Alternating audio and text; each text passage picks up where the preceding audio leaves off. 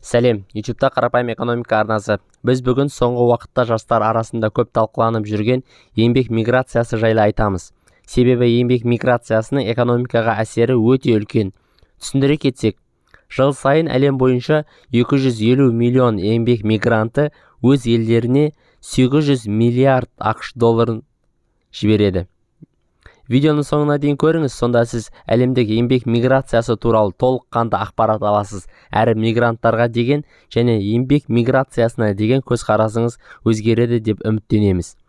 Сонымен, еңбек миграциясы деген не? Еңбек миграциясы бұл ел азаматтарының шет елге жұмыс істеп табыс табу мақсатында баруы. Шет елде жеке кәсіппен айналысып табыс табу еңбек миграциясы болып есептелмейді. Ағылшын ғалымдары зерттеуінше кез келген ұлт азаматтары өз елдерінде қара жұмыс жасауға арланады екен. Тіпті жасаған күнде еңбек өнімділігі төмен болады.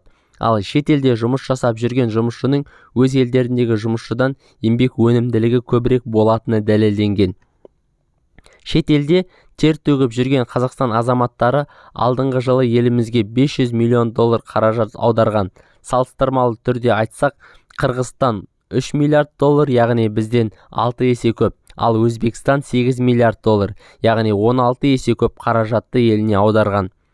Көпшілік ел азаматтарына еңбек миграциясына деген теріс көзқарас қалыптасқан, яғни шетелде жұмыс жасау кішігірім сатқындық сияқты қабылданады, және өз елінде де нан табуға болады деген түсінік қалыптасқан. Алайда еңбек миграциясына оң көзқараспен қараған экономика тұрғысынан дұрыс болады, себебі мигрант өзі барған елге ғана емес, өз еліне де үлкен пайда әкеледі. Бірінші, елімізде ашылып жатқан зауыт фабрика жоқ, және Қазақстан шет елге инвестиция ретінде қаражат құйылғанын күтеді. Біз елімізге 1 миллиард доллар қаражат құйылып зауыт ашылуын күтіп отырғанда, Өзбекстан мигранттары елдеріне 8 миллиард доллар қаражат аударып алды.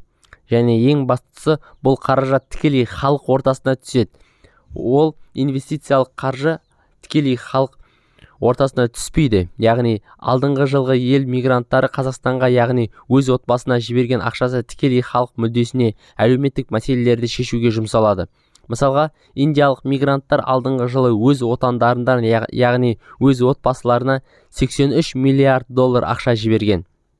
Екінші, шет елге мигрант жіберу бұл отандық бизнеске серпін береді. Шыны керек, елімізде ешбір бизнес ойдан құрастырылып жатқан жоқ. Яғни шет елде тексерістен өткен бизнестер елімізге келуде. Шет елде азамат қандай салада еңбек етсе, еліне дәл сондай бизнес ашуға құмартады. Бұл Корей ғалымдарының зерттеген және дәлелденген фактісі. Үшінші, елдегі еңбек ақының өсуіне серпін береді. Егер елде еңбек күші азайса, әрине экономика заңдылығы бойынша еңбек ақы өседі. Соңғы 5 жылда дамушы елдердегі жастардың еңбек миграциясының араласуы жыл сайын 10%-ке өсуде. Неге деп ойлайсыз? Әрине, өз елдерінде жұмыс жоқ, немесе еңбек ақы тым төмен. Сонымен мигранттар қайда барады? Әлем бойынша Европа мен Азияның дамыған елдері 92 миллион еңбек мигрантын қабылдайды. Бұл әлемдік көрсеткіштің 37%. Оңтүстік және солтүстік Америка елдері 62 миллион, бұл 25%. Араб елдері және Тынық мұхиты жағалауы елдері 70 миллион, бұл 28%. Ал Африка құрлығы 20 миллион мигрант қабылдайды, бұл әлемдік көрсеткіштің 8%. Былтырғы жылы 250 миллион мигранттың 140 миллионы ерлер, ал 110 миллионы әйелдер болған екен. Олардың басым көпшілігі, нақтырақ айтар болсақ, 66% қызмет көрсету саласында, 27% өндіріс саласында және 7% ауыл шаруашылығы саласында еңбек етеді.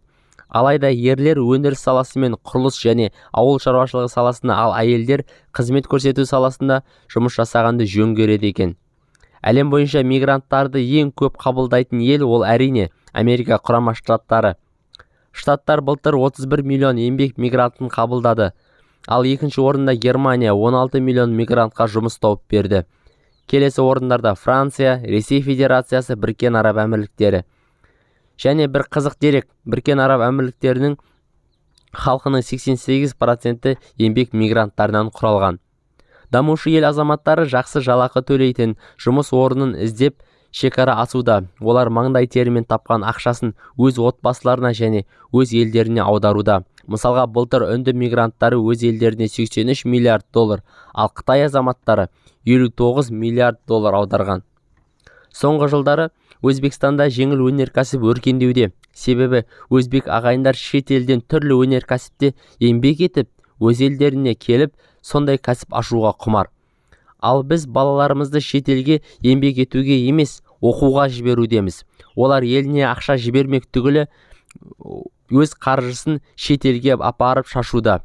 Ең жаманы, олар елге қайтып келген күнде өз алған білімін жүзеге асыра алмайды, себебі практика жоқ. Және біз шет елге еңбек етіп жүрген азаматқа сатқынға қарағандай тітіркене үрке қараймыз. Керісінше, шет елге еңбек етіп жүрген әрбір қазақ ұя салу үшін балшық пен су тасып жүрген қарлығаш тәрізді. Олар шет елден тәртіпті, еңбекқорлық пен үнемділікті үйренеді және жаңа кәсіпке икемделеді. Тапқан таянғанын Қазақстанның гүлденуі үшін жұмсайды. Және ең бастысы, шет елде білікті маман алдыруға құмармыз. Одан шет елге талапты ел азаматтарын тәжірибеге жібергеніміз әлдеқайда тиімді болар еді ғой. Ең бастысы, жат мекенде қалып кетпей, ата жұртына, ұлы мекеніне, ошағының басына қайта оралса болды. Қарапайым экономика арнасына тіркеліңіз, өз ойыңызды комментарийге жазыңыз. Арнамызға өтіп, басқа да қызықты экономикалық видеоларды көріңіз. Аман, сау болыңыз.